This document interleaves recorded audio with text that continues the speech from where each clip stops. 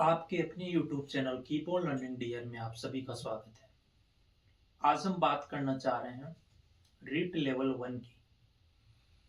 ये जो अभी आयोजित की गई रीट लेवल 1 का पेपर है और ये जो 2023 में जो रीट आयोजित की गई थी उसका पेपर है।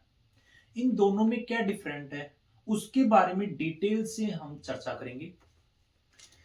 अभी जो ये पेपर आया है आप सबको पता है, अभी जो ये पेपर आया है ये काफी लेंथी है।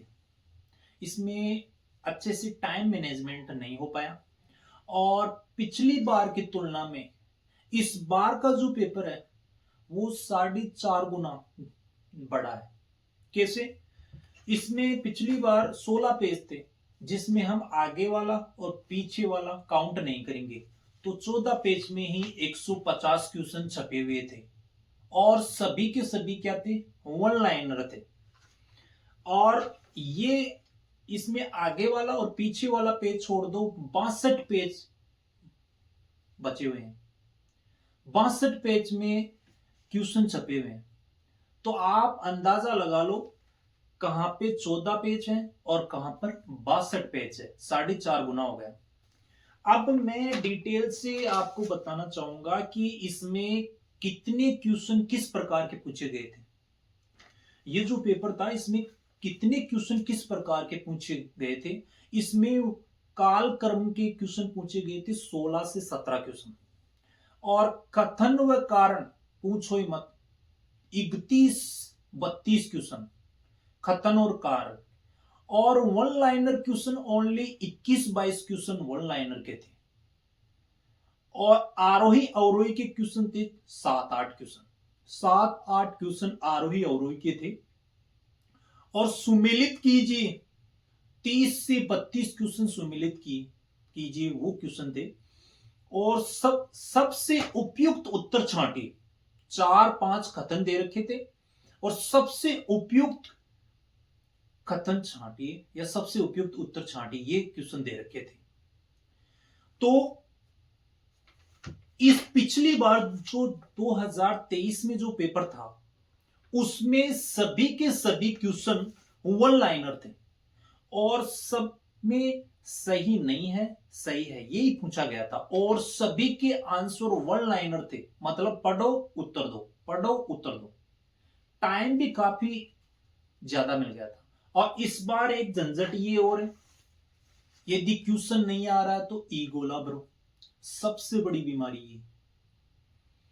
और जो 10 मिनट 10 मिनट जो ई गोला भरने में दिया जा रहा है ना, उसमें भी 5 मिनट पहले ही अपनी ओमार छीन ली जाती है, क्योंकि गवर्नमेंट कर्मचारी की ड्यूटी रहती है और विशेष रूप से जो मैडम होती है ना, वो तो 5 मिनट पहले ही कहने लग जाती है ओमार अलग कर लो, ओमार अलग कर लो, कर लिया तो दे दो, ऐसे क्वेश्चन ऐसे उनके रिप्लाई आते हैं। तो इसमें अब ये बोल रहे कट ऑफ, कट ऑफ का कोई भी अंदाजा नहीं लगा सकता, क्योंकि कथन और कारण में कोचिंग वाले अधिकतर डिफरेंट डिफरेंट आंसर बता रहे हैं। सबके सब ये मान के चल रहे हैं कि मेरे इतने सही हैं इतने सही हैं। इसकी जब तक कट ऑफ पर बात नहीं कर सकते जब तक आंसर की बोर्ड के द्वारा आंसर की नहीं जारी की जा सकती। कट ऑफ का अंदाजा लगाना बड़ा मुश्किल है। हाँ, जिस बंदे ने अच्छे से तैयारी की है और 90 अबव है, उसका 90% सिलेक्शन हो सकता है। 90% सिलेक्शन हो सकता है, 100% की कोई गारंटी नहीं, क्योंकि इस बार पेपर ही इस तरीके का बनाया गया है। दिन और रात का अंतर है इसमें, जबकि पिछले इस 2023 की जो कट ऑफ गई थी वो ओबीसी की 93 क्वेश्चन फाइनल और जर्नल की 97। तो अब इस बार आप कैसे कह सकते हो कि इसमें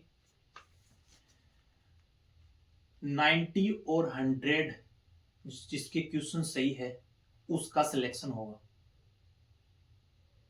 बहुत सारे स्टूडेंट्स के लगभग 25% जो पढ़ने वाले थे उनके तो ई गोला भरने में प्रॉब्लम हो गई। ई गोला भी अच्छे से नहीं भरा गया था, और जिसके 2-4 ई गोला भी रह गया ना, तो 1/3 माइनस मार्किंग रह गई। जो मैं जिस रूम में, जिस स्कूल में मेरी एग्जाम थी, वहां पर 4-5 जो लड़कियां थी ना, बहुत भयंकर तरीके से रो रही थी। वो केवल यही चिल्ला रही थी कि मेरे को ई गोला भरने दो, मेरे को ई गोला भरने दो।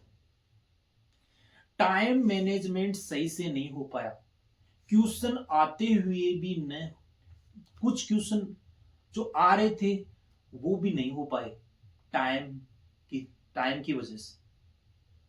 इसलिए इस पेपर में कट ऑफ का अंदाजा लगाना नामुमकिन है। और देख लेना, कट ऑफ इसकी कम रहने वाली है पिछली बार की तुलना में।